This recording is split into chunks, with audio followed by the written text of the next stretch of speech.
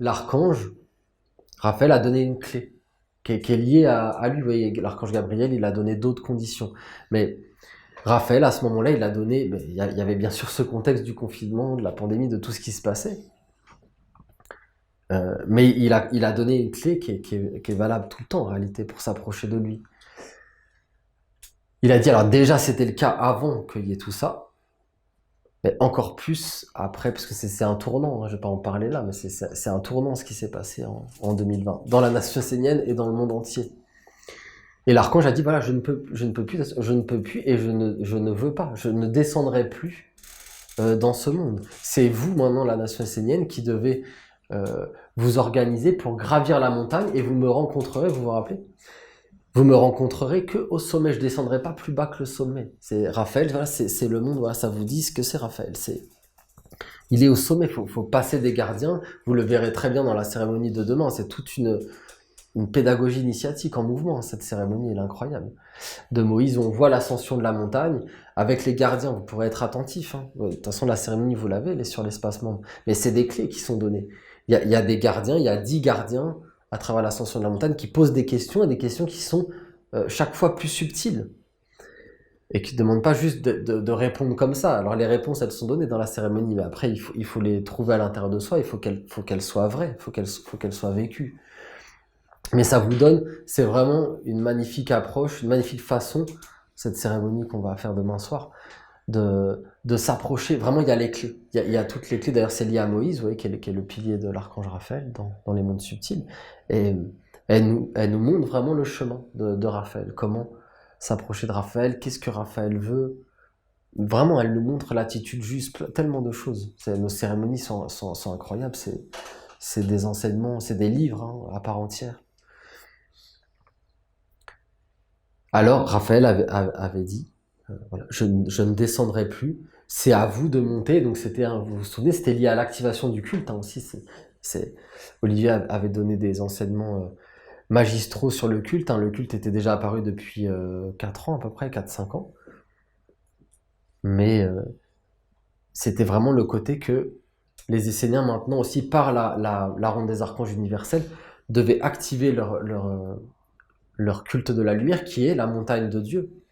Et entrer dans cette pratique, cette élévation intérieure de passer des étapes en conscience hein, qui sont marquées dans le culte de la lumière, par la statue du recyclage, par le triangle, par les gardiens, par le tapis de la prière. D'ailleurs, vous voyez, je vous dis ça, en même temps que je vous le dis, je vois ce que je vous dis avant, c'est-à-dire Michael, parce qu'on pourrait dire la statue du recyclage, ce serait Uriel, parce que c'est lié à la terre, mais c'est une façon de voir, mais en réalité c'est plus lié à Michael, c'est-à-dire tu t'approches de la statue du recyclage, c'est la première étape de la ronde des archanges, c'est Michael, c'est-à-dire que tu sépares le subtil de l'épée, le mortel de l'immortel, les vertus des contre-vertus. Donc c'est Michael, c'est l'épée. Je ne suis pas venu apporter la paix, mais l'épée, parce que la paix, tu la rencontreras que sur le tapis de prière, vous comprenez? Au sommet de la montagne. La paix, elle n'est pas dans la vallée, hein. Elle est pas dans le monde du recyclage, c'est un sommet, la paix, c'est le plus haut quelque part. C'est Uriel. Et donc c'est Michael d'abord dans le culte de la lumière. Après, vous voyez, on rentre dans le triangle des invocations, mais qu'est-ce que c'est le triangle? C'est Gabriel. C'est Gabriel, c'est la purification, c'est l'observation de soi, c'est le Bouddha, vraiment celui qui a peut-être le plus incarné ce triangle, cette étape du triangle, c'est le Bouddha. C'est-à-dire l'observation de soi, dans la neutralité, d'arriver à enlever les intérêts personnels, ce que je vous disais avant, d'être assuré, d'arriver à enlever, mais c'est tout un travail, ça prend des années. Hein. Pour qu'il n'y ait rien, quand on rentre dans le triangle, comme volonté mortelle, mais que vraiment ce soit la volonté de l'immortel de notre âme qui se manifeste sur le triangle. Et après, vous voyez, Raphaël, ça commence avec les deux gardiens, parce que c'est le monde de la pensée aussi, les deux gardiens. Et c'est les deux serpents, vous voyez. Les deux serpents du caducée, c'est les deux gardiens. C'est le oui et le non. C'est la maîtrise des deux serpents, le caducé, c'est ça. Le caducé, il apparaît avec la sphère des gardiens. Les gardiens, c'est le caducé, c'est-à-dire de savoir à qui tu donnes ton oui, à qui tu donnes ton non, et d'être clair et d'entrer dans la discipline. Vous voyez, dans c'est des choses qu'il faut vivre dans le culte, hein. Par exemple, de mettre le manteau de prière, le manteau blanc, ça doit être sacré. Oui, ça doit être solennel, ça doit être accompagné de certaines pensées, hein. Raphaël nous demande d'éveiller la pensée. C'est pas mécanique, c'est tu mets le vêtement blanc des Esséniens et tu penses à cette grande fraternité des serviteurs de la lumière, des êtres qui ont œuvré pour le monde divin depuis des milliers et des milliers d'années, même dans le cosmos tout entier, la grande fraternité des serviteurs de la lumière. C'est ça, et tu rentres dans une discipline, c'est-à-dire que c'est pas simplement d'avoir le vêtement blanc et te dire voilà, je suis blanc, je suis tout blanc, non, je suis pur. Non, c'est pas ça, c'est d'être dans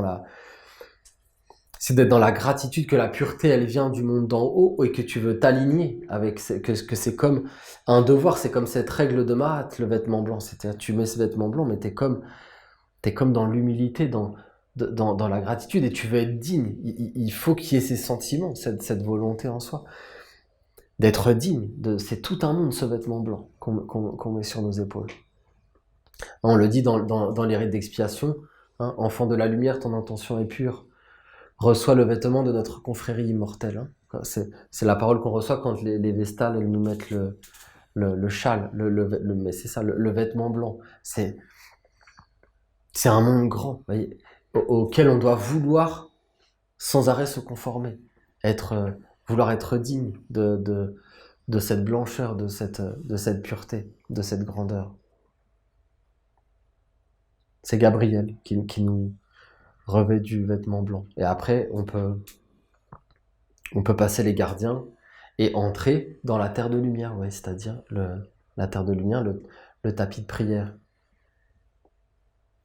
Donc c'est un entraînement, c'est une pédagogie initiatique jusqu'au jour où tu pourras te tenir réellement et intégralement sur le tapis de prière à l'intérieur de toi. Vraiment. Et connaître cet état d'être. Alors, à ce moment-là, on peut rencontrer après vous avez le pupitre qu'on associe justement au sommet de la montagne. Et là, on a passé des sas, des mondes, des portes, des gardiens. Et on peut recevoir l'illumination au sommet de la montagne. C'est-à-dire on peut recevoir les commandements, comme Moïse qui reçoit les commandements au sommet du Sinaï.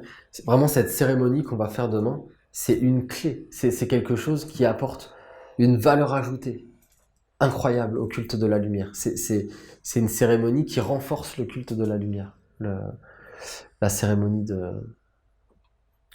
des 10 nouveaux commandements. Hein. Olivier l'avait appelé comme ça parce que les 10 commandements sont comme redonnés d'une façon actuelle, actualisée.